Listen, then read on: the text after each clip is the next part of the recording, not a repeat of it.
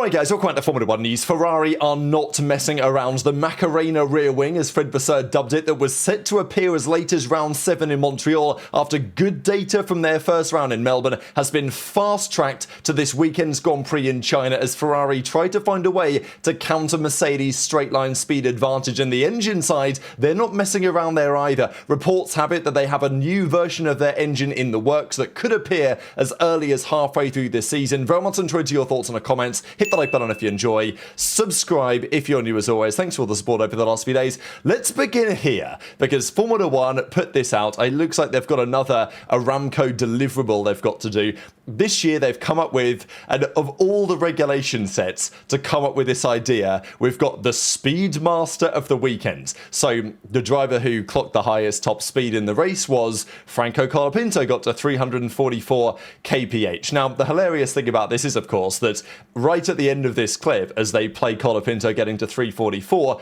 you don't hear the engine anymore. They mysteriously cut off the video before the atrocious super clipping and the massive reduction in speed that he had clearly here going into turn 9. As a result of that, there were lots of comments. Some of those comments are still here, right? So many of them have been allowed to stay in the replies. But as we know, F1 has been doing quite a bit of censoring in their replies over the last couple of days, and a number of comments are getting put into the hidden replies. Now, there's still plenty of people making their thoughts very obvious. I mean, this I thought was pretty funny. If we go to the hidden replies, you'll see a number of other comments. So, and again, I can probably scroll forever and you'll see a boatload of these.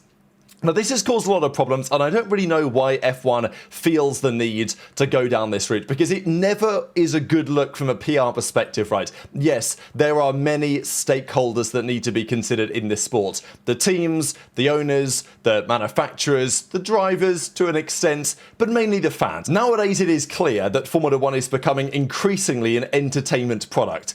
Arguably, it should still just be a sport, and entertainment should be secondary, which is kind of how it used to be when the manufacturers really were here just for marketing, but also to develop things that they could use on their actual road cars.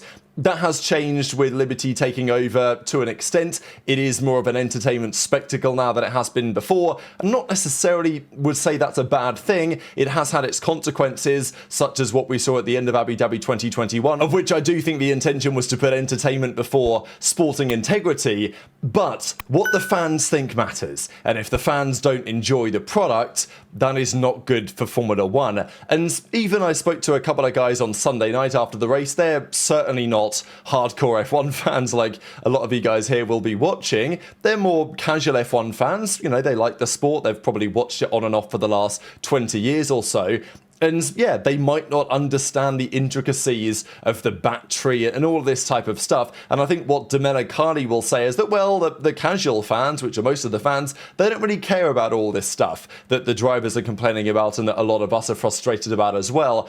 But actually, I think they do, to be honest. And especially because casual fans, if you want casual fans to stay as fans, inevitably they get more invested. People like myself, we come in from a more casual perspective, maybe interested. Like, we've been watching Formula 1 here for a long time. But as I'm sure you guys will experience this, as you watch more F1, you start to care not just about maybe the drivers and the teams, but about some of the technical details, what some of the teams are doing in terms of the innovations, and you can really get into the weeds of it. And if you want to keep some of those casual fans around, you've got to recognize that that's what they are going to do as well over time. And if they don't like what they find, they might well leave. As I say, those guys I talked to Sunday were like, yeah, it was pretty fun, first few laps, but a bit weird what's going on here with the battery, right? And there's been lots of talk in the media, you know, on the back page of newspapers and stuff, talking about all these complications.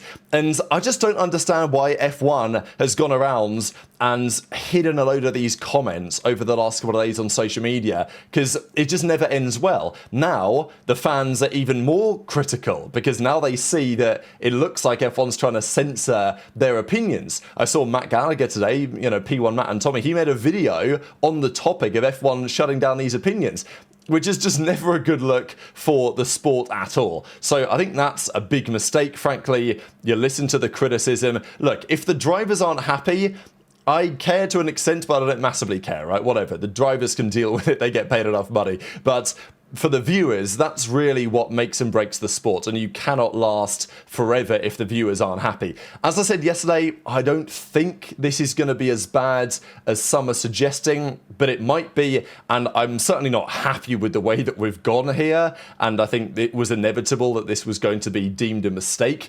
The question is, how bad is it, and how long do we have to wait until we get a better version of Formula 1 back in business? Doesn't mean that it can't still be entertaining, but that was, I thought, worth saying at the start of the video. Another big update. Bahrain is certain to be cancelled, as we understand, due to the current geopolitical situation in the Middle East. To put things very mildly, but apparently the Saudi Arabian Grand Prix could still go ahead. Now, it's not 100% clear. I still doubt it, personally, but there was this discussion yesterday that, contrary to the claims made by the filthy Western media, the Grand Prix will not be cancelled and will go ahead. Although, Thomas Maher says, filthy Western media here, reposting for visibility, this is not what we are hearing, but given the fluidity, there is still a small chance it will go ahead. I've understood preparations are still underway, but I'd be surprised if F1 visits the Middle East at all next month. So it's a little bit unclear. I think it's more likely than not that Saudi Arabia does not go ahead. It looks like Bahrain certainly won't, and it doesn't look like they're going to get replaced with another race as it stands. Saudi may still happen.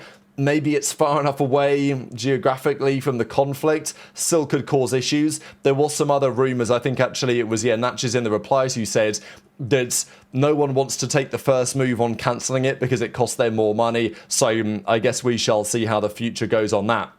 The FIA and F1 as well, we did talk about this right at the end of yesterday's video, but if you missed it, they are talking about, after China, having discussions on rule changes already, maybe in terms of the amount of deployment, the amount of harvesting that is allowed, to try and improve what these regs are like to drive, and also for the fans as well. It's not going to solve the issues, but after Australia and China, pretty varied circuits, we should get a better understanding, really, of what that should look like in terms of how bad this is really going to be. Australia threw up some issues, China will throw up others. We'll have a better understanding after 2 races. Probably it'll take us a good 5 or 6 races to really get to grips with what this year is going to look like for Formula 1. Another quick update, we now have 11 teams on the grid. Cadillac are just about in this shot towards the background as the new 11th team. But we might have a 12th. Now, there's been lots of talk about the 12th team for some time, interested parties. Apparently, on the eve of the Chinese Grand Prix, BYD, Chinese EV manufacturer, is very much looking to get into competitive motorsport, potentially including Formula 1. So an absolutely fantastic day for Zhou Guanyu, and apparently BYD is considering the early stages of a potential entry. So we'll see, because apparently President Ben Sulayem thinks that's the logical next step. We now kind of have an American team in Cadillac. Is it time for a Chinese team? That the issue is with this is, if this is what Formula 1 wants, they want a Chinese entry.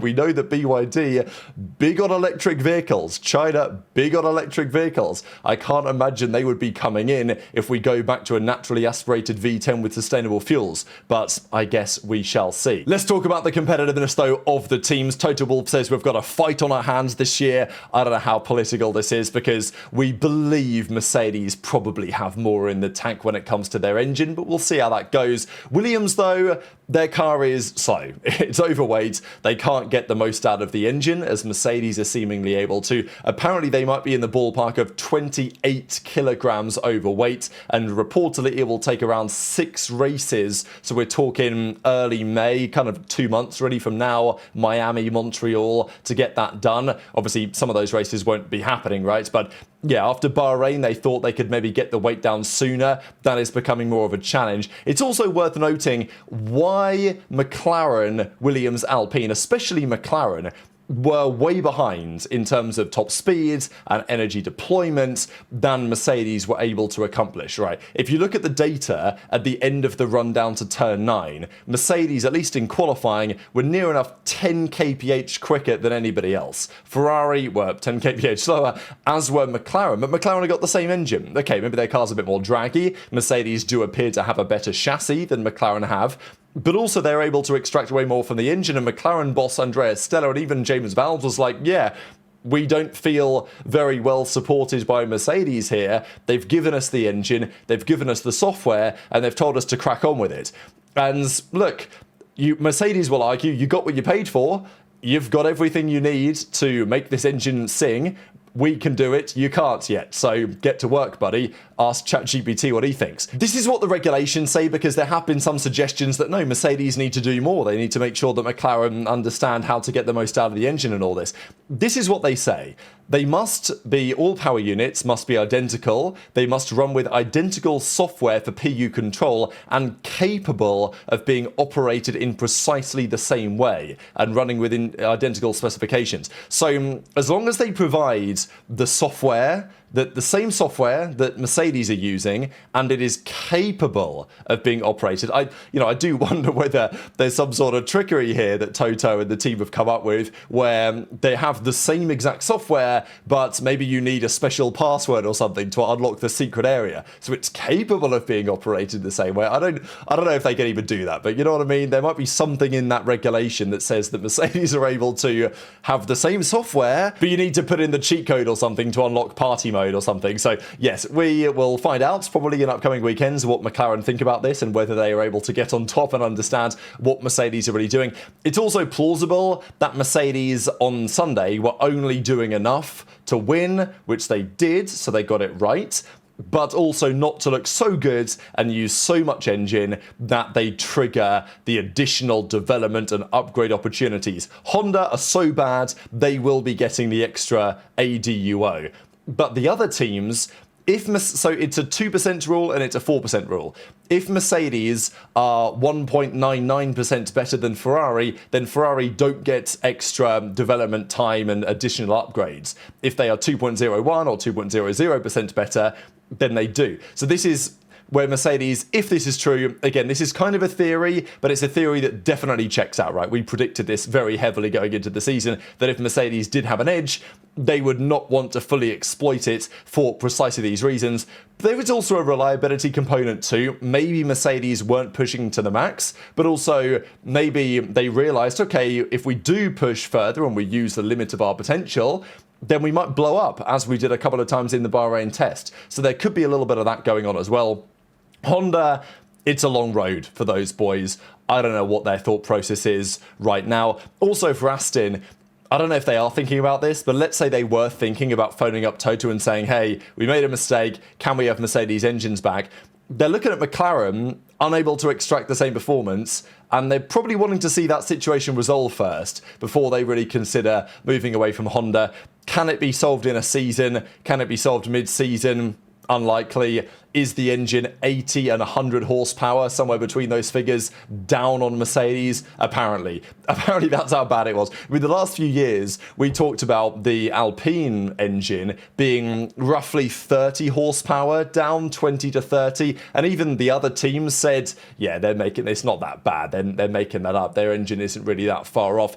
Apparently Aston's is, and it's even worse. So yeah, honestly, it's kind of impressive that they were only 2.5 seconds off or something in qualifying. They clearly have a solid aerodynamic base, but yeah, the engine is woeful. Let's talk Ferrari. Their engine is not woeful. It's certainly not Mercedes, but it might be in the coming months. Ferrari have a special kit for this weekend in China. It was a good Grand Prix for them last year. Hamilton won the sprint race, as we remember. I say good in terms of competitiveness, by the way, because obviously the next day they got double disqualified for the Grand Prix. So, ignoring that, but on Saturday, it was looking rather promising for the season. Their tyre degradation, this was on the hard tyre actually, and again, based on the data you look at and how you adjust for the burner for the fuel, you will find different numbers on this, but according to some analysis, Hamilton and Ferrari had by far the best degradation on that hard tyre towards the end of the race. And Lando Norris says that McLaren are convinced that it is Ferrari who have the best chassis as it stands. But the chassis is far from the be-all and the end-all in this regulation set. The engine is the deciding factor, and I wish it wasn't so engine dominated, this formula, but frankly it's probably as bad as it's ever been from an engine domination perspective, right? Because if your ICE is stronger, then you're able to do so much more with the battery. You can recover more when you're super clipping because you can actually still charge the battery more while maintaining higher top speed. Just everything flows from having a better engine. And even a driver who doesn't really know what they're doing, if they've got a rocket ship engine underneath them, they will still just be breezing past people because they'll have way more power to deploy, which is unfortunate. And I think I've enjoyed in F1 over the last few years that the engines have pretty much become relatively equal. Look, I love the fact that F1 is a Constructors' Championship and the teams come up with new aerodynamic solutions. That's fantastic. But I think we would hope that the engines would at least be similar in terms of performance. Right now, it feels like Mercedes have such a step up that they can kind of get away with whatever from a chassis side, but also they have a great chassis. And it doesn't seem the other cars and the other teams that are Mercedes powered are able to figure out what exactly they are doing with their engine. But Ferrari, they are not waiting around. So Auto Racers say that they have a new version of their engine in the works. And frankly, I've been impressed by Ferrari so far this season in the test and in Melbourne as well, because we talked about a lot of concerns about Ferrari's engine in the lead up to this season. They go over that topic here in the article. So there was this guy, Wolf Zimmerman, who was leading up the engine project, but that project failed dramatically. They miscalculated the combustion chamber heat potential and the degradation. There were months of reliability issues on the dyno, exacerbated when they tried the new fuels, and therefore they had to scrap that. Zimmerman is gone from the project, thinking maybe he's going to Audi or something. And then they've got Enrico Gualtieri leading the show, and they've put together an engine which is very competitive, right? And that is, and also very reliable, which is extremely impressive. The final line of this article was effectively to say, Ferrari are not surprised they're behind Mercedes. They went through a lot of issues putting this engine together, but they've created an engine which is in the ballpark, which is impressive given that we thought Mercedes were going to have a huge edge. And look, maybe they do. But that's not it for Ferrari. Of course, it goes back to the classic Enzo Ferrari quote from the 50s or whatever it was, aerodynamics are for those who cannot build engines. And here we go, right? Ferrari have decided, okay, yes, we might be trying some aerodynamic tricks to resolve our engine discrepancy, but fundamentally it's about building a better engine. That's what they're currently focusing on. So this is a 2027 engine design that they are currently working on that potentially could be introduced by Monza, which is pretty funny, right? So, it's an absolute classic Ferrari. Working on next year's engine, but maybe we can get it in time for the Italian Grand Prix. We'll certainly give it a go. And this version is a full architectural redesign rather than material upgrades. Of course, the FIA will collect some various data over time. Ferrari may even manage or hide performance levels to influence FIA analysis, which is also another good point, right? Because let's say Mercedes, as I said earlier, if you're 1.99% behind Mercedes doesn't help you. If you're 2.01% behind, it does. So if Mercedes are going to hide performance, but they're still going to 1-2 every race, then maybe Ferrari say, okay, we're going to be 3-4 every race. It's probably not going to work like this, but let's say in theory, hypothetically, until we get to bring a new upgrade in. So let's just make sure that if we're going to be 3rd and 4th, let's be 3rd and 4th by just enough that we get more time to develop the engine. So these weird games, right? I mean, it's funny. The regulators put these rules in place. The teams will always find tricks and ideas to try and get around them. The point is, Ferrari have a new engine on the way, and it's going to be a full redesign. It looks like it's based on the new rules that come into effect from June. So in June, they're changing the compression checks. There are dual compression checks, both cold and hot, and it looks like Ferrari are not going to be messing around with any kind of 16.3 to 1 or 18 to 1 tricks like Mercedes might have done. They will say, okay, we're going to try and maintain a stable compression ratio, prevent thermal degradation, and create a better engine than we currently have with a better time frame. So that's their plan right now. And they're hoping they can get this new upgraded engine in time for Monza, or potentially it could be next season. But certainly there is a project in place to get them an engine which will at least be on the same ballpark as Mercedes, assuming that Mercedes might have to make some changes in June to bring their engine engine back down to earth after the compression ratio stuff. We're not really sure what happens there, and they might have the championship wrapped up by then. But Ferrari are not messing around in terms of being a serious contender this year and beyond in this regulation cycle. Fred Vasseur says, we're not going to bring anything to China in terms of updates, but apparently that might have changed because after analysing and reviewing some of the data from Melbourne and being very happy with what the car did on track, they are confident enough that bringing back the Macarena rear wing is the way to go. So De Kessa, Juliana and the guys over there at Auto Racer, they reveal that going into Shanghai, they are looking to bring 3 specifications of the Macarena wing. Now, this will, I think, probably be the same version or very similar version to what they had in Bahrain at the test. There is a feeling that it's quite heavy, especially the actuation. How consistent is it? There's a few other things. They might try it in the sprint, see if it works, because it's a very complex design, it's a complex idea, but it is believed to give substantial performance advantages. There are talks that it is worth 7 to 8 kph in a straight line. That is roughly the advantage Mercedes seem to have from an engine side right now. So that could nullify the Mercedes advantage from the engine and would make it a cornering battle where Ferrari could well have an advantage. So I think Ferrari are realizing, if we are going to take advantage of this, we've got to do it now, because if it's true that this rear wing concept is worth an awful lot of straight line speeds, it may have issues in terms of its activation and the weight and all these other things. And there was rumours that they were trying to get those issues resolved and they would bring it certainly for Montreal round 7. There was talk that they would try to bring it in time for Bahrain, this like upgraded, updated version, because the testing in Bahrain at the test went pretty well. But then there were rumours that actually Red Bull, they have also been working on a similar idea, maybe other teams as well. So I think Ferrari realised, like, come on, we can't be late to our own party, right? Like, we got to come up with this concept. Now the other teams are going to beat us to it. We've just got to send it and see how it goes and take maybe a little bit of risk. But this wing has been like probably the key talking point in some respects of the season so far. And it obviously is fascinating what it did when they unveiled it back in Bahrain at the test, of course, when it flipped totally upside down. We'd not seen this from a rear wing concept in the DRS era because it wasn't allowed to do something like this. But nowadays it is, based on some clever interpretation of the regulation. The FIA are okay with it. They think it's fine. And Ferrari think we've got to try and take advantage of it right about now. So it's another positive story for Ferrari, really. They've got this engine, that's something down the line, but they're bringing the special rear wing, the spicy rear wing, into China, and we'll find out if it's enough really to overcome what Mercedes are currently offering. So very much intrigued to your thoughts in the comments. Just one final thing. These are your timings for the weekend. So sprint quali, of course, is the final thing on Friday. These are the UK timings. So again, it's early morning, not quite as early morning as it was for Australia, but 6:45 for sprint qualifying, 6:30 for main qualifying the next day, 2:25 for the sprint.